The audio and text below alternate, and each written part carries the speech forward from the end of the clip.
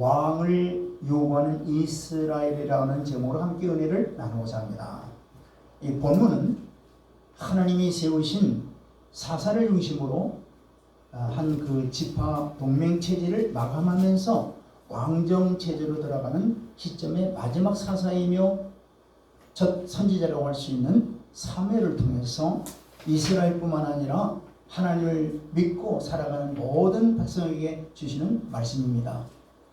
하나님은 하나님 백성된 우리 모두가 오늘 이 말씀 속에서 우리를 지금 통치하시는 하나님을 망각하고 다른 왕의 통치를 원하고 있는지 않는지 이 말씀 속에서 우리 모습을 바라볼 수 있기를 바랍니다. 첫째, 역사적인 안목을 갖춘 성도들이 다 되어야 된다는 얘기예요.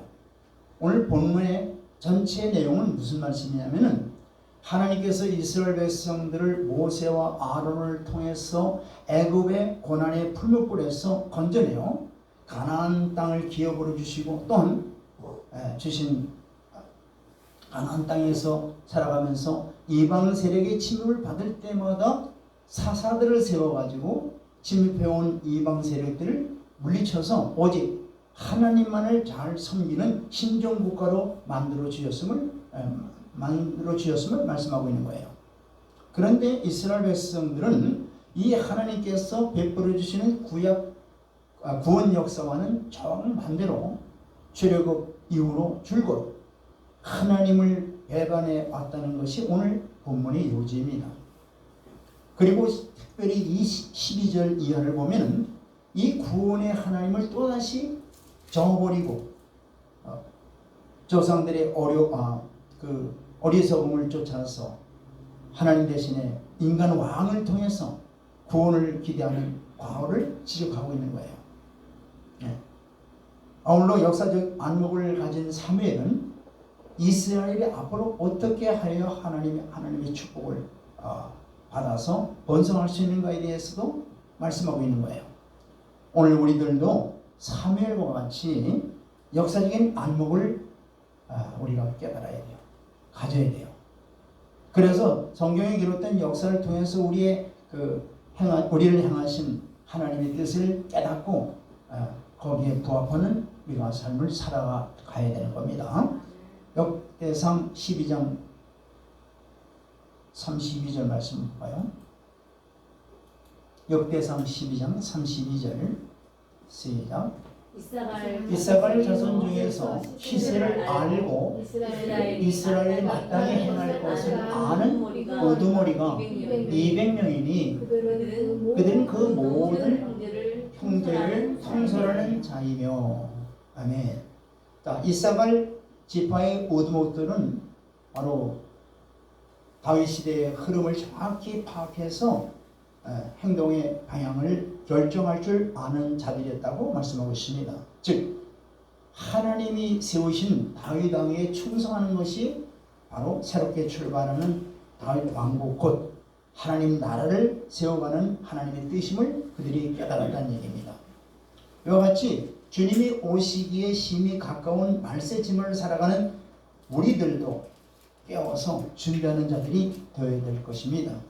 그리고 주님이 다시 오시는 길을 평탄케 하는 자들이 다 되어야 될 것입니다. 지금 본문에서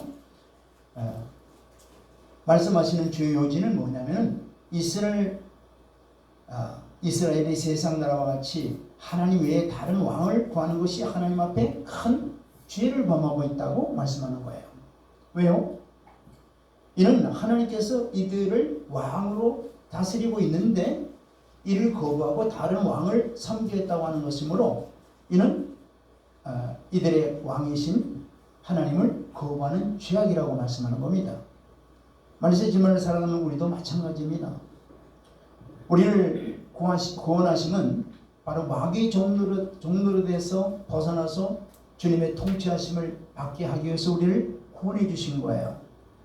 그리고 예수 그리스도 안에서 날마다 하나님과 교제하며 동행하는 가운데에서 예수 그리스도의 그 장성한 분량에 이르기까지 자라나 때가 되면 알곡으로 천국 곳간에 들여보내기 위해서 우리를 구원하신 것입니다. 그러니까 구원받은 모든 성도들은 하나님을 왕으로 모시는 삶을 살아야 한다는 것을 오늘 본문을 통해서 말씀하고 계시는 겁니다. 자, 로마서 15장 4절 볼까요?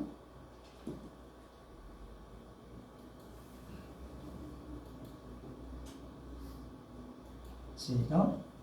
무엇이든지 전에 기록된 바는 우리의 교훈을 위하여 기록된 것이니 우리로 하여금 인내로 또는 성령의 위로로 소망을 가지게 하느니라.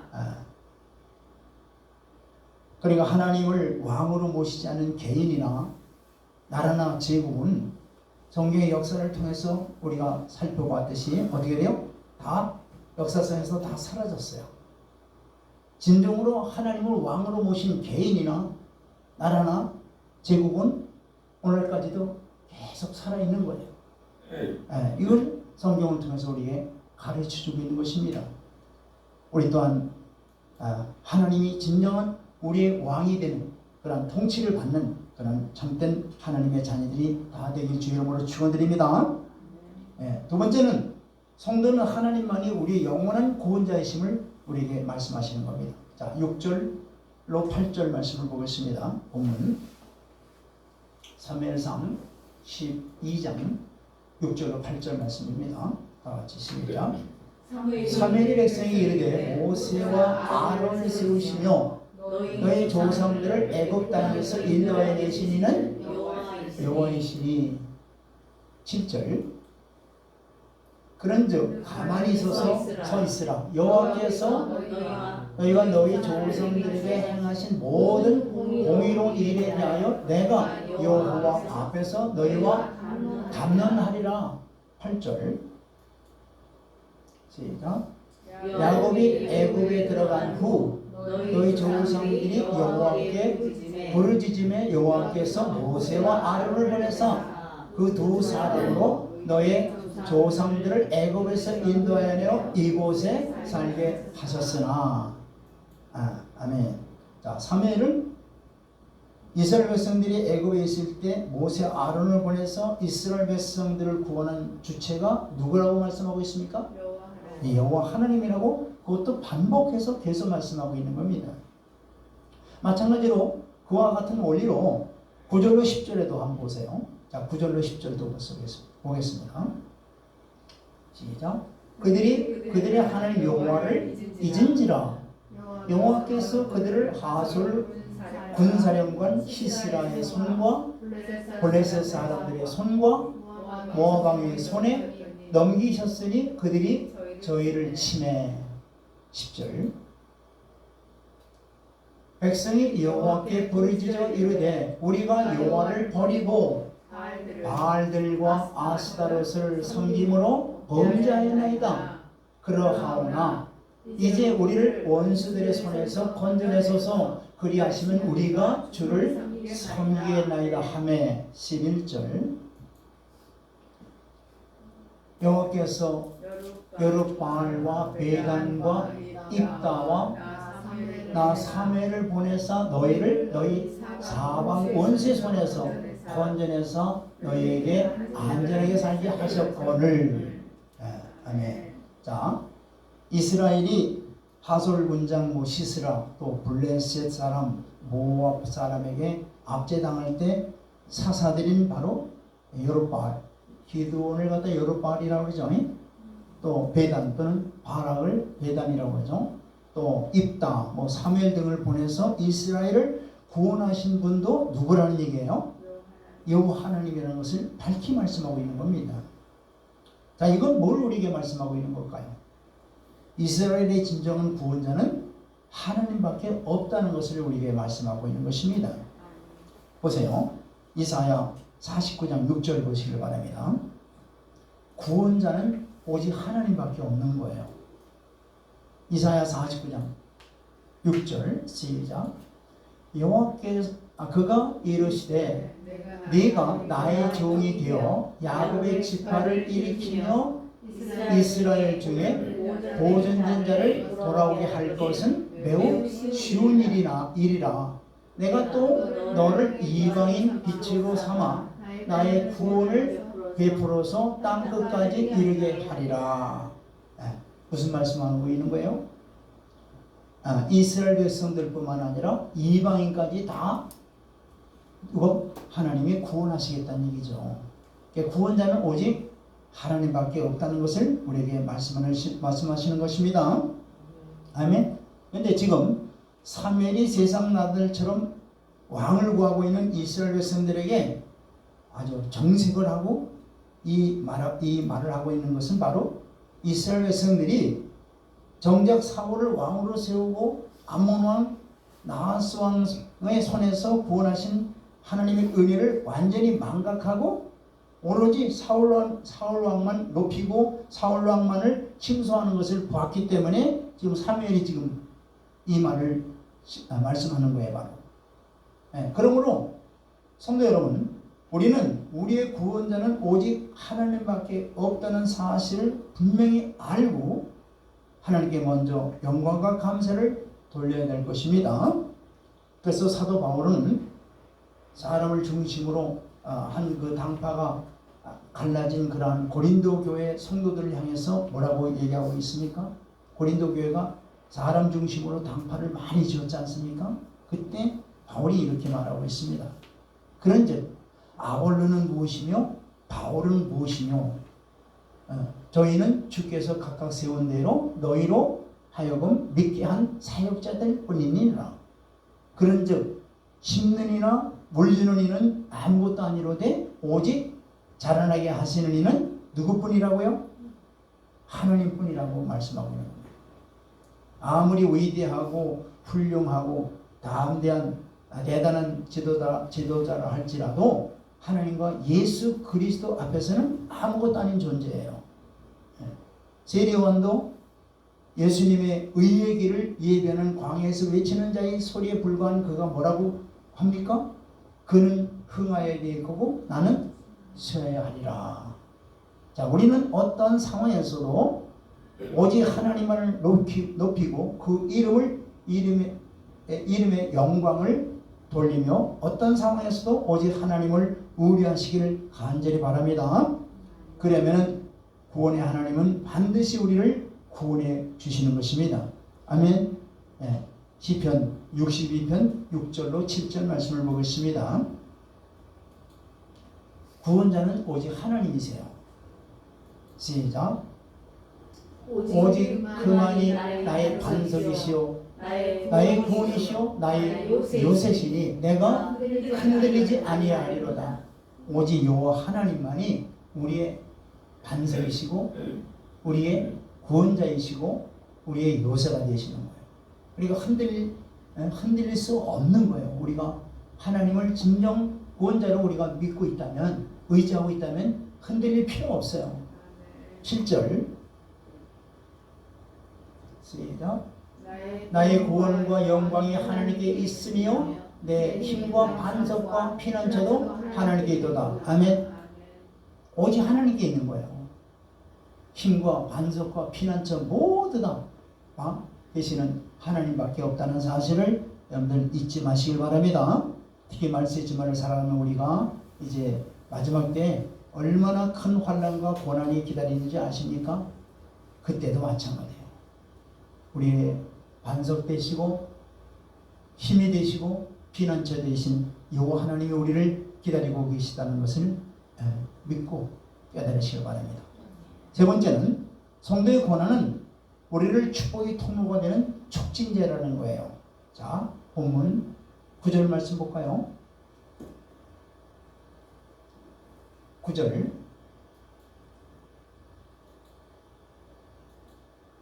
시작. 그들이 하나님 여호와를 잊은지라 여호와께서 그들을 하솔 군사령관 시스라의 손과 블레셋 사람들의 손과 모압 왕의 손에 건지셨나니 그들이 저희를 치네.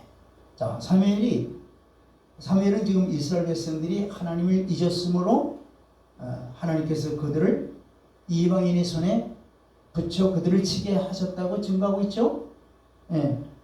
사사시대의 역사는 한마디로 뭐냐면은 이스라엘의 범죄와 이에 대한 하나님의 징계와 그리고 이스라엘의 회개와 하나님의 구원 역사가 계속 반복되는 것이 바로 사사시대의 역사입니다. 그것이 무려 17번이나 계속 반복돼요. 예. 실로 이스라엘의 백성들은 가나안에 정착한 후로 줄기차게 하나님을 배반하고 우상 숭배하는 등 죄악을 저질렀고, 또 하나님 그때마다 그들을 징계하셨고, 그리고 이스라엘이 자신의 죄를 깨닫고 회개하고 부르짖으며 사사들을 세워서 그들을 구원했다는 것이 바로 이 사사기의 역사예요. 자, 이렇게 볼 때 이 사사시대에 이스라엘 백성들에게 찾아온 고난은 모두 다 뭐예요? 그들의 죄로 인해서 곁길로 가는 그들에게 하나님이 곁으로 오라고 하는 하나의 방법이었던 것입니다. 그들은 자기 곁길로 가고 있었잖아요. 그런데 하나님께서는 그들에게 고난을 통해서 그들이 하나님 곁으로 돌아오게끔 하나님이 이런 방법으로 그들을 인도해 주셨다는 얘기입니다. 자, 하나님은 이스라엘 백성들이 하나님을 잘 섬길 때는 그들을 축복해서 강성하게 했지만, 그들이 범죄했을 때는 그들을 어떻게 돼요?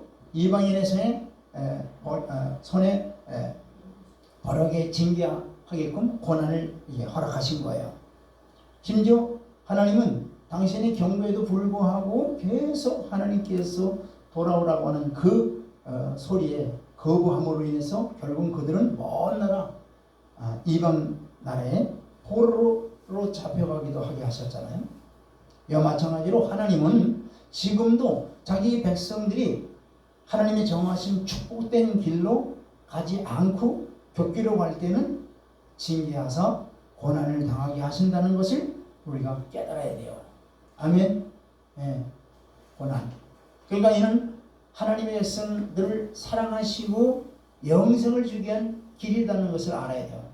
고난의 길이 뭐냐면 바로 하나님 우리를 사랑하셔서, 그리고 우리를 끝내 영생을 주시기 위해서 우리에게 고난을 허락하신다는 사실을 알아야 됩니다. 자, 이를 깨닫는 자는 자기가 당하는 고난이 모두가 하나님이 자기를 사랑하시고 끝내는 유익된 길로 인도하신다는 것을 알고 감사하며 하나님이 인도하시는 대로 돌이키고 그 길로 순종하는 길로 가는 줄 믿으시길 바랍니다. 아멘. 그래서 그걸 일찍이 깨달은 자가 욥이에요. 욥이 당한 고난은 결국은 그를 정금의 귀한 믿음을 주기 위한 것임을 그가 깨닫고 이렇게 고백합니다. 자, 욥기서 23장 10절로 15절 말씀을 보겠습니다.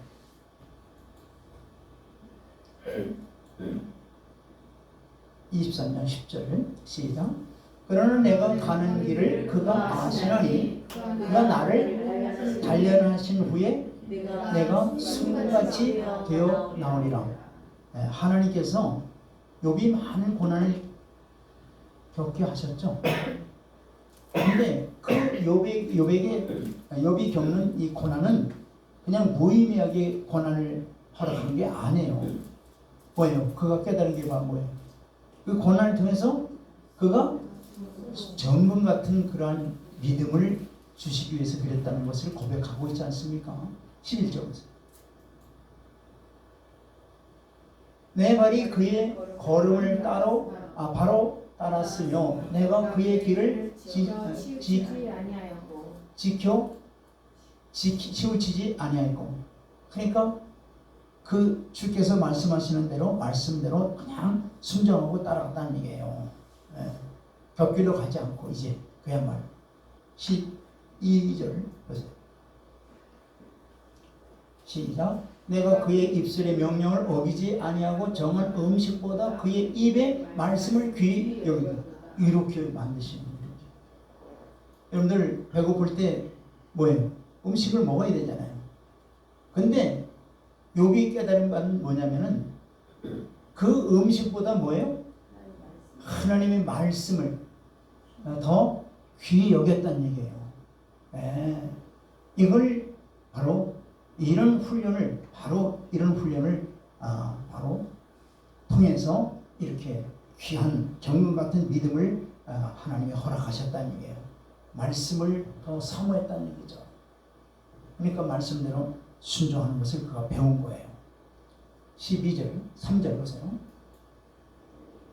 그의 뜻이 일정하오니 누가 능히 돌이키랴. 그의 마음에 하고자 하시는 것이면은 그것을 행하시는. 여러분들 이 욥을 통해서 여러분들 깨달으시길 바랍니다. 욥뿐만이 아니에요. 여러분들 모두에게 하나님께서 정한 뜻이 있어요. 그 뜻을 이루시기 위해서 하나님은 이모저모로 만들어 가신다는 사실을 알아야 돼요. 아멘. 결국은 저 여러분들에게 유익을 주시기 위해서 그런 고난이면 고난, 어려우면 어려움들을 허락하신다는 것을 아셔야 돼요. 예. 그래서 바로 그가 고백하잖아요. 하나님이 한번 마음을 정하셨으면 그 정한 대로 이루어 가신다는 얘기예요. 아멘. 그러니까 저 여러분들에게도 동일하게 하나님이 정하신 뜻이 있다는 거예요. 그 뜻을 여러분들이 깨닫지 못하는 것뿐이지 하나님은 분명히 뜻을 두시고 저와 여러분들을 인도하고 있다는 것을 깨달으시길 바랍니다. 아멘. 14절. 자, 시작. 그런즉 내게 작정한 것을 이루실 것이라. 이런 일이 그에게 많이 있느니라. 여기 말씀하시잖아요. 한번 작정하시면 반드시 하나님이 이루신다는 얘기예요. 아멘. 여러분들 참으로 좋은 그릇, 축복받는 그릇으로 만들시기 위한 하나님의 작정이 있다면 반드시 그렇게 이루시는 거예요. 할렐루야. 네. 15절 말씀. 그러므로 내가 그 앞에 떨며 지각을 얻어 그를 두려워. 아멘. 자, 성도 여러분, 우리는 한평생 살아가는 동안에 여러 가지 고난을 만나게 돼 있어요. 하나님의 백성은 오히려 세상 사람들보다 더 많은 고난을 당할 수도 있습니다. 왜요? 우리는 진흙이요, 우리 하나님은 우리의 토기장이시기 때문에 그렇습니다. 토기장이 아니죠. 진흙으로 그릇을 만드는 일하는 자가 누구예요? 토기장인데 하나님이 토기장이시라는 거예요. 우리는 뭐라고요? 진흙이라고 말씀하시는 거예요. 그러므로 우리는 고난이 닥쳐올 때에 하나님을 절대로 원망해서는 안 돼요. 오히려 그 고난을 통해서 더 아름답게 쓰임받는 축복된 그릇으로 만들어가고 있다는 것을 깨달으시고 감사하시길 바랍니다. 아멘. 고난을 통해서 하나님의 자녀답게 쓰시려고 합당한 그릇으로, 축복된 그릇으로 만들기 위해서 지금도 일을 하고 계시고 우리를 만들어 가신다는 사실을 깨달으시기 바랍니다. 아멘. 그래서 디모데후서 2장 20절로 21절에 이렇게 말씀하시는 거예요. 고난을 받을 때 아이고 그냥 얼마나 힘들겠어요. 그러나 원망하지 마세요. 불평하지 마세요. 그런 동안이 속에 있다고 불평하지 마세요. 왜? 그렇게 해야 하나님께서 하나님이 원하는 그릇을 만들기 때문에 그렇게 하시는 거예요. 할렐루야. 그걸 아셔야 돼요. 자, 시작. 큰 집에는 금그릇과 은그릇뿐이라 나무 그릇과 질그릇도 있어 귀하게 쓰는 것도 있고 천하게 쓰는 것도 있는. 쓰긴 다 쓰는데 천한 그릇이 있고 어떻게 귀한 그릇이 있다는 거예요. 안 쓴다는 게 아니라 다 쓰는 거예요. 근데 여러분들 어떻게 쓰임받기를 원합니까? 그렇죠. 귀하게 쓰임받기를 원하죠. 그러면 어떻게 해야 되는가? 바로 21절에 말씀하시는 거. 시작. 그러므로 누구든지 이런 것에서 자기를 깨끗하게 하면 귀에 쓰는 그릇이 되어 거룩하고 주인의 쓰심에 합당하게 모든 일에 선한 일에 준비함이 되리라. 아멘. 어떻게 하면 하나님이 귀에 쓰임받게 한다고요? 깨끗하게 우리를. 그럼 깨끗하게 하는 방법은 뭐예요? 말씀으로. 아멘. 말씀과 성령으로 우리를 정결하게 하고 깨끗하게 하는 거예요. 하나님께서 하나님의 말씀은 방망이라고 말씀하시는 거예요. 방망이로 그냥 우리의 모난 것, 우리의 모든 그 옛사람 이런 걸 다 완전히 부셔버리고 완전히 고운 칼로 우리를 만드시는 거예요. 아멘. 하나님 왜 그럽니까? 반박하고 불순종하고 그런 게 아니라 철저하게 순종해야 됩니다. 아멘. 그래서 하나님은 고난이라고 하는 도구를 통해서 하나님의 자녀를 만들어서 가신다는 사실을 다시 한번 깨달으시기 바랍니다. 아멘. 네 번째는 눈을 들어 바라보는 것이 사람의 운명을 정한다는 거예요. 자, 12절 말씀 볼까요? 그러니까 우리가 눈을 들어서 뭘 보느냐, 이게 아주 중요한 거예요. 자, 시작. 너희가 아몬 사람의 왕 나하스가 너희를 치러 옴을 보고 너희의 하나님 여호와께서는 너희의 왕이 계심에도 불구하고 너희가 내게 이르기를 아니라 우리를 다스릴 왕이 있어야 하겠다 하였도다. 자, 3회는 이스라엘 백성들이 아몬 자손 나하스가 쳐들어오는 것을 보고 왕을 구하게 되었다고 이제 말씀하고 있죠. 그러니까 이스라엘 백성들은 아몬 군대가 나하스의 지휘에 따라서 일사불란하게 움직이는 것을 보고 야, 우리도 저런 왕이 있으면 좋겠다 하는 매력을 느낄까요? 안 느낄까요? 느끼겠죠. 근데 하나님은 우리 눈에 안 보이는 왕이잖아요. 근데 보니까 일사불란하게 그 왕이 지휘하는 대로 착착착 하고 또 심지어는 다 정복하기도 하고 말이에요. 모든 걸 다 하니까 야, 그들이 거기에 매료가 돼야 안 돼요. 매료가 되고 유혹이 되는 거예요. 막. 자, 우리도 그러면 저런 왕을 한번 가졌으면 좋겠다는 유혹을 단단히 받은 거예요. 이들이. 그래서 사무엘에게 요구하는 거죠. 자, 이건 우리에게 우리에게 지금 교훈하시느냐면은 이들이 본이 되지 못할 세상 것을 보고 유혹을 받았다는 얘기예요. 여러분들 야곱의 딸 디나가 가나안 여자를 몰아나갔다가 어떻게 돼요? 어려움을 겪지 않습니까? 주만 바라봐야 될 베드로가 잠시 바람을 잠깐 바라보는 순간에 어떻게 돼요? 물에 빠지게 되지 않습니까? 그러니까 뭘 보느냐에 따라서 아주 이렇게 영향이 굉장히 크다니까요. 그러나 보세요. 그러나 아브라함 보세요. 아브라함은 하나님만 바라보는 까닭에 믿음의 조상이 되어버렸죠. 그죠? 또 사도 바울도 보세요. 사도 바울도 지금 로마 시자 그 황제 앞에 지금 재판을 받으러 가는 가운데 요라굴라 광풍을 만나지 않습니까? 그럴 때 이 베드로가 바울이 누구만 바라봤어요? 하나님만 바라봤을 때 하나님이 나타나셔가지고 걱정하지 마라. 이 요라굴라 광풍을 걱정하지 말아라. 네가 시자 앞에 서야 될 것이다 하면서 그 안에 타있던 276명을 다 구원하리라. 그렇습니다. 사람이 눈으로 무엇을 바라보느냐에 따라서 사람의 인생의 운명이 완전히 뒤바뀐다는 사실을 이 말씀을 통해서 우리가 알아야 돼요. 그렇다면 여러분들은 무엇을 바라보며 살아가고 있습니까? 여러분 마음과 눈은 어디에 관심을 두고 있습니까? 혹시 사도 요한이 말한 대로 안목의 정욕을 쫓아서 세상 것에 관심을 두고 살아오고 있지는 혹시 않습니까? 하나님의 은혜로 거듭난 하나님의 자녀들은요, 항상 주님만 바라보며 살아가라고 성경은 명령하고 있습니다. 아멘. 그래서 히브리서 12장 2절에 이렇게 말씀하시는 거예요. 믿음의 주요 온전케 하시는 예수를 바라보자.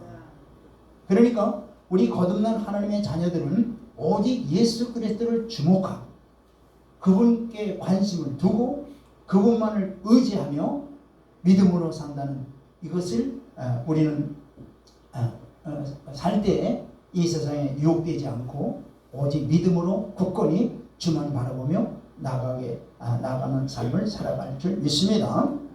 아직 우리는 육을 가진 몸이기 때문에 우리가 거듭났어도 하나님의 자녀가 됐어도 어떻게 돼요? 나약한 존재예요. 그러나 오직 예수 그리스도를 바라봄으로써 우리의 믿음이 더욱 강건해지고 온전해진다는 사실을 성경은 우리에게 말씀하고 있는 것입니다. 그러므로 이제는 세상 쾌락을 향하던 우리의 마음과 생각과 눈을 돌려서 오직 우리의 생명주 되신 예수 그리스도만을 바라보고 믿음으로 전진하시길 주의 이름으로 축원드립니다. 갈라디아서 5장 24절에 이렇게 말씀하시는 거예요. 갈라디아서 5장 24절 시작. 그리스도 예수의 사람들은 육체와 함께 그 정욕과 탐심을 십자가에 못 박았느니라. 아멘.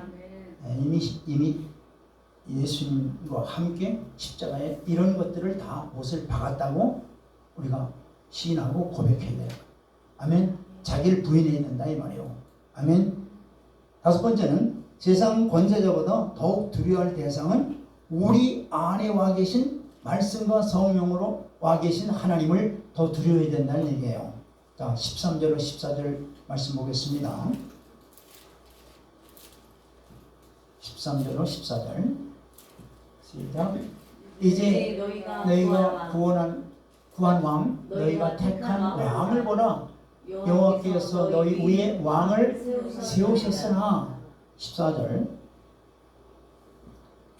너희가 만일 여호와를 경외하여 그를 섬기며 그의 목소리를 듣고 여호와의 명령을 거역하지 아니하며 또 너희와 너희를 다스리는 왕이 너희의 하나님 여호와를 따르면 좋겠지만은 따르지 못했다는 얘기죠. 그죠? 사무엘은 비록 이스라엘 백성들의 요청에 따라 왕을 세웠지만 여전히 이스라엘 백성들이 섬기고 경외하며 두려워할 대상은 하나님이심을 강조하는 거예요. 그들이 원해서 사울을 세웠어요. 세웠지만은 여전히 경외해야 될 대상은 어떻게 돼? 섬겨야 될 대상은 오직 하나님인 것을 지금 강조하고 있는 겁니다. 그리고 계속해서 15절 보니까 만일 그들이 왕이 생겼다고 해서 하나님을 경외하는 일을 소홀히 하고 보이는 권력자인 왕을 만약에 두려워한다면은 예전하고 조금도 다를 바 없이 여호와의 손이 여호와의 열조를 너희 열조를 치신 것 같이 너희를 치실 것이라고 말씀하고 있죠. 15절 보세요. 시작. 너희가 만일 여호와의 목소리를 듣지 아니하고 여호와의 명령을 거역하면 여호와의 손이 너희의 조상들을 치신 것 같이 너희를 치실 것이라. 아멘. 이게 뭘 말씀하는 거예요? 지금 이게 왕정이 들어서고 왕이 세워졌다고 해서 신앙의 대상이나 모든 일상의 하나님의 의치가 달라져서는 절대 안 된다는 얘기예요. 여전히 성도는 세상의 권력자보다 하나님을 두려워해야 하고 세상 권력자의 말보다는 하나님의 말씀을 듣고 하나님을 경외하며 믿음으로 살라는 말씀입니다. 그렇습니다. 사랑하는 성도 여러분, 우리 앞에 은혜 보이는 훌륭한 그런 집권자가 있고 또 그가 아무리 위대하다 할지라도 성도가 섬겨야 할 유일한 대상은 오직 하나님밖에 없다는 사실을 잊어서는 아니 될 것입니다. 그럼에도 불구하고 보이는 세상 권력자가 영광된 그런 지위와 안전을 보장해 준다고 하나님보다 더 그를 섬기고 두려워하며 아부한다면 반드시 그 사람은 하나님의 징벌을 받을 것이라고 하는 것을 성경에서 말씀하고 있는 것입니다. 잠언서 29장 25절에 이렇게 말씀하시는 거예요. 잠언서 29장 25절 시작. 사람을 두려워하면 오름에 걸리게 되거니와 여호와를 의지하는 자는 안전하리라. 아멘. 그러므로 사랑하는 성도 여러분, 아무리 당장 영화를 얻고 또 얻고 싶고 부귀를 얻고 싶다 하더라도 하나님보다 세상 권력자를 더 높인다면은 세상 권력자를 더 두려워한다면은 이거보다 더 어리석은 자가 없다는 얘기예요. 물론 그들을 우리가 그들도 하나님이 세운 그러한 지도자이기 때문에 우리는 그들을 존중해야 되고 또 그들 앞에서 겸손해야 돼요. 하지만 그들을 하나님보다 더 두려워하고 더 섬겨서는 절대 아니 된다는 것을 성경은 말씀하고 있는 겁니다. 저희 여러분들이 심령 안에 하나님께서 성령님과 말씀으로 와 계신 하나님의 성질인 것을 여러분들 아시길 바랍니다. 그 하나님이 만물을 통치하시고 만물에게 생명을 주시는 분이 바로 그 하나님이신데 그 하나님이 우리에게 바로 와 계시는 거예요. 고린도전서 3장 16절에 그래서 이렇게 말씀하십니다. 고린도전서 3장 16절에 우리의 신분이 또 우리의 상태가 어떤 것인가를 성경은 계속 말씀하시는 거예요. 깨닫게 해주시는 거예요. 시작. 너희는 너희가 하나님의 성전인 것과 하나님의 성령이 너희 안에 계시는 것을 알지 못하느냐. 저 여러분들의 심령이 바로 뭐예요? 하나님의 성전이라는 얘기예요. 아멘. 그래서 오직 하나님을 두려워하고 하나님만을 섬기며 하나님께 모든 영광을 돌리기를 간절히 바랍니다. 아멘. 여섯 번째로 기도는 환경을 변화시키는 놀라운 힘이 있다는 거예요. 자, 17절로 18절 볼까요? 기도는 환경을 변화시키는 놀라운 힘이 있다는 것을 이 시간에 깨달으시기 바랍니다. 자, 17, 18절 시작. 오늘은 밀비는 때가 아니냐. 내가 여호와께 아뢰리니 여호와께서 우레와 비를 보내사 너희가 왕을 구한 이곳 여호와의 목전에서 범한 죄악의 큰 흠을 너희에게 밝히 알게 하시리라. 지금 때가 어느 때란 얘기예요? 밀벨 때. 밀벨 때가 보통 5월 초순부터 7월 달까지죠. 그런데 이때는 건기라고 해요. 비가 하나도 안 와요. 절대 오지 않아요. 그런데 뭐예요? 지금 우리와 비를 보내겠다고 누가 지금 약속하는 거예요? 네? 사무엘이 하나님께 확신 있게 기도함으로 해서 하나님이 그렇게 보내주실 것을 확신 있게 하면서 너희들이 구하는 왕을 구하는 건 이건 잘못된 큰 죄악이라는 것을 증거로 뭐예요? 증거로 비와 우레를 내림으로써 증거해 주겠다는 얘기예요. 18절 시작. 이에 사무엘이 여호와께 아뢰매 여호와께서 그날에 우레와 비를 보내시니 모든 백성이 여호와와 사무엘을 크게 두려워하리라. 아멘. 엘리야의 경우도 마찬가지죠. 열심히 기도한 결과 3년 반을 이스라엘 비가 내리지 않게 했으며 다시 기도하며 비가 내렸지 않습니까?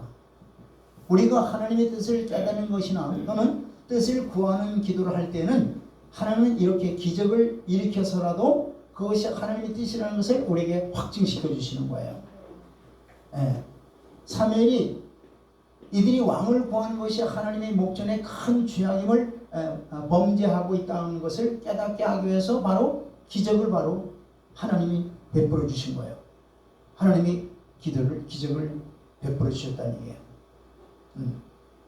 그러한 기도에 응답해 주셔서 건기 때 전혀 일어날 수 없는 그러한 비와 우레를 내려주심으로 말미암아 하나님의 기적을 베풀어 주심으로 말미암아 응답을 주신 거예요. 너희들이 구한 것은 잘못된 것이고 큰 죄악을 범한 것이다 라고 하는.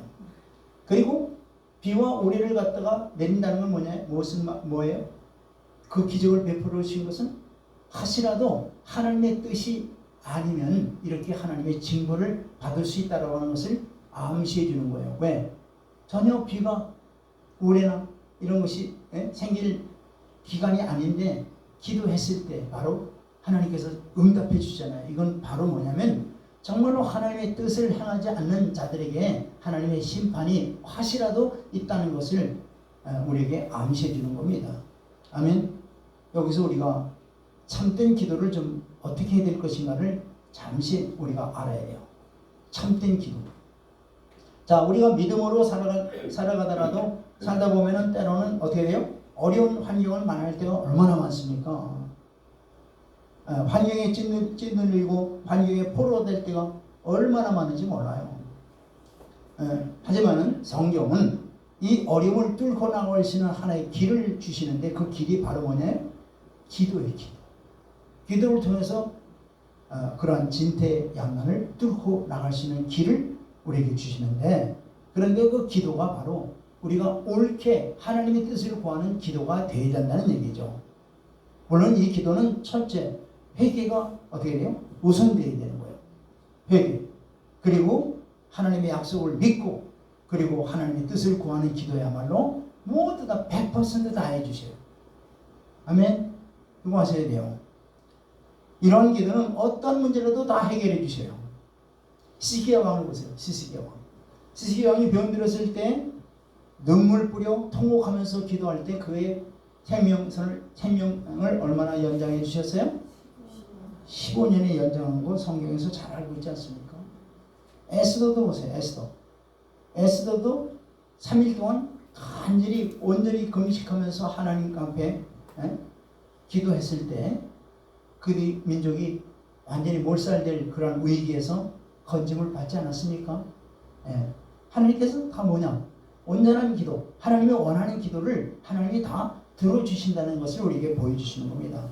그러므로 사랑하는 성도 여러분, 어려운 환경을 만났을 때 아무 염려하지 마시길 바랍니다. 다만 하나님 앞에 회개와 약속의 말씀을 신뢰하면서 간절한 기도를 드려보세요. 그러면 반드시 다 응답을 받게 되어 있습니다. 아멘. 그래서 성경은 에레미야 29장 12절로 13절에 이렇게 약속하시는 거예요.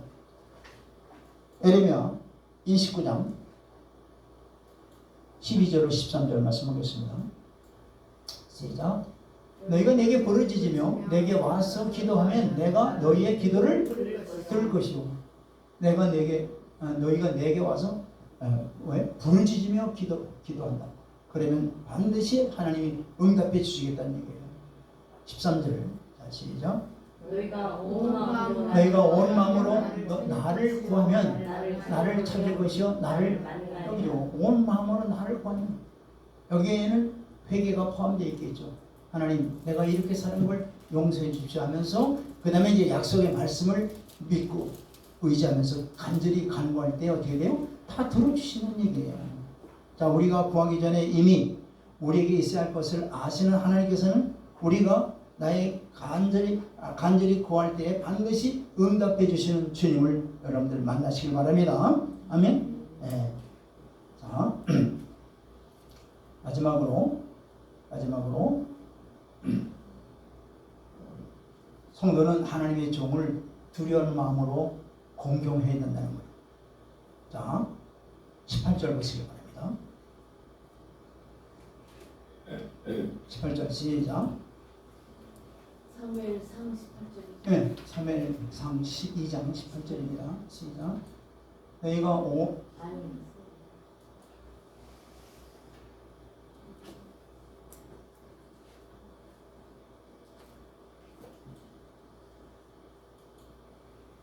시작. 사무엘이 여호와께 아뢰매 여호와께서 그날에 우리와 비를 보내시니 모든 백성이 여호와와 사무엘을 크게 두려워하니라. 아멘. 하나님께서 사무엘의 기도를 들으시고 우리와 비를 보내심으로써 이스라엘 백성들이 하나님뿐만 아니라 누구까지? 사무엘까지도 크게 두려워했다고 말씀하고 있죠. 이건 뭘 말씀하고 있느냐면 당시 이스라엘 백성들이 사무엘을 존경하고 있지 않은 것을 보여주는 거예요. 당시 이스라엘 백성들이 사무엘을 존경하고 있지 않았습니다. 이들은 사무엘이 나아가서 왕을 구하는 태도를 보세요. 그건 사무엘상 8장 5절에 보면 이들이 사무엘 앞에 나가서 왕을 구할 때 그 태도를 보면 알 수 있어요.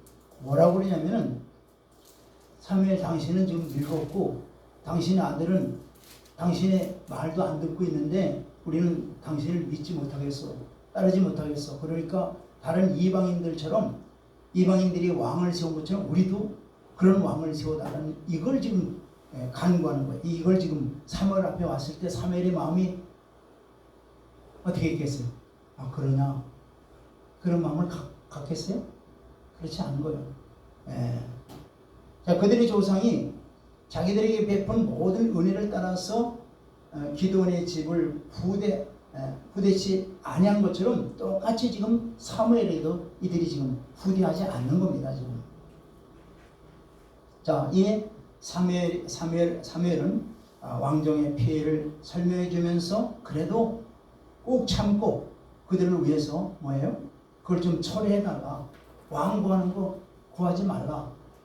그래도 그들이 말을 안 들어요. 그래서 바로 뭘 했느냐면 바로 기적을 통해서라도 이들이 잘못됨을 깨닫게 해달라고 하나님께 기도하는 거예요. 그것을 하나님이 들어 응답해 주신 거예요. 그래서 하나님께서 사무엘의 기도를 따라서 우레와 비를 보내심으로써 사무엘의 고리를 세워준 겁니다. 백성들로 하여금 사무엘을 하나님의 종으로서 두렵게 만든 거예요. 예. 그렇습니다. 성도 여러분, 아무리 하나님의 종이 흠이 있고 많고 허물이 많더라도 그들에게 하나님을 대신해서 하나님의 백성을 이끌고 갈 책무를 주었다는 것을 여러분들 깨달아야 돼요. 그런데 하나님의 종이 백성들에게 존경받지 못하고 무시당한다면 어떻게 그 책무를 감당할 수 있겠습니까? 그러므로 성도는 하나님의 종에 대해서는 합당한 존경심을 항상 잊지 말아야 돼요. 예. 사람을 보지 마세요. 하나님을 보셔야 돼요. 예. 갈라디아 교인들이 충분히 시험거리가 많았어요. 예. 바울의 단점도 많았어요. 그런데 하나님께서 갈라디아 교인들이 사울을 어떻게 되세요? 바울을 천사와 같이 또는 그리스도 예수와 같이 영접했다고 그랬어요. 이 얼마나 아름다운 모습입니까? 모두가 하나님의 종을 얼마나 높이고 존경해야 하는가를 보여주는 거예요. 얼마나 우리가 하나님의 종을 하나님의 대신 일을 하는 종들을 정말로 옳게 존중할 줄 알아야 된다는 얘기예요. 그리고 그 결과는 하나님께서 그들을 축복하시고 그들에게 함께 하시며 하나님의 종들로 하여금 명히 그 사역을 감당할 수 있게끔 능력을 주시게 된 거예요. 그러므로 사랑하는 성도 여러분, 하나님을 경외하면서 하나님을 대신하는 종들을 두려워하고 높일 줄 아는 여러분들이 되기를 주 이름으로 축원드립니다. 아멘. 사랑하는 성도 여러분, 본문에서 사무엘은 이스라엘 역사를 통해서 이스라엘 백성들은 그들의 요구대로 세워진 왕이 아닌 오직 이스라엘의 진정한 왕이신 하나님만을 섬기한다는 것을 깨우쳐주고 있는 것입니다. 그리고 그것만으로도 부족해서 비올 수 없는 그런 처지에 건기에 우리와 비를 내리시는 기적을 통해서 분명하게 그들을 깨우쳐 주셨습니다. 그렇게 해서라도 그것을 깨우쳐줌으로 인해서 이스라엘이 살고 발을 자초하지 않기 위해서 그렇게 하나님이 응답해 주신 거예요. 그렇습니다. 성도 여러분, 이렇게 하나님을 경외하고 그 뜻에 순종해야 한다는 것을 깨달으시길 바랍니다. 그것이 성도가 살아가는 길이요 생명길이 된다는 것을 알아야 돼요. 그런데 우리는 얼마나 하나님을 경외하며 그 뜻에 순종하며 살아가고 있는지 우리 자신들을 한번 돌이켜 봐야 될 것입니다.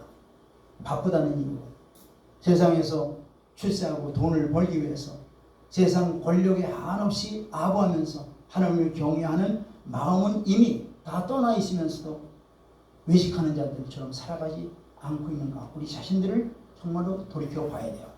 오늘 우리 모든 주님 오심이 가까운 이때에 깊이 생각하고 하나님을 경외하고 오직 그에게 순종하는 삶을 사는 그런 삶을 살길 주 이름으로 축원드립니다. 그래서 주님 오실 때에 모두 다 들림받는 저와 여러분들이 되길 주 이름으로 축원드립니다.